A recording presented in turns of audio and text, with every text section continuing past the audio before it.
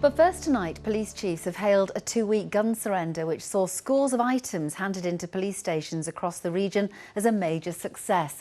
But one bereaved mother says more still needs to be done to protect people from the dangers of weapons. 6-year-old Stanley Metcalf from Hull died in July last year after his great-grandfather shot him with an air rifle. Since his death, his mother Jenny has been campaigning for Stanley's Law, which would see more regulation over the sale and use of air weapons. Well, in a moment we'll be hearing from South Yorkshire Police about the impact of the gun surrender. But first, our reporter Michael Billington has been speaking to Stanley's mother.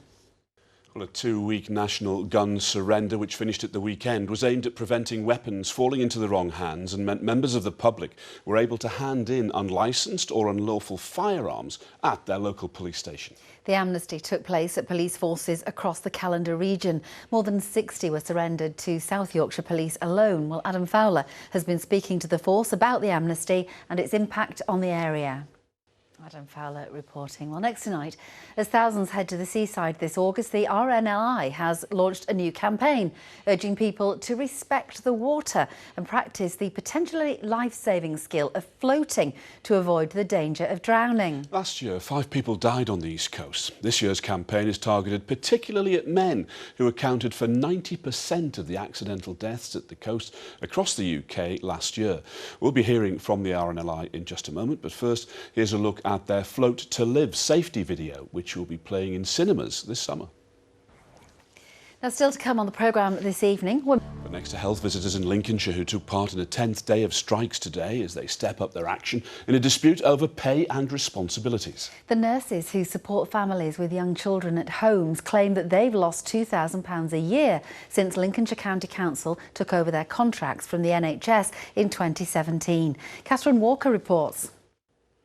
Well, next tonight, the parents of a woman who died after being bitten by a tick while on holiday are calling for more awareness of the condition of Lyme's disease.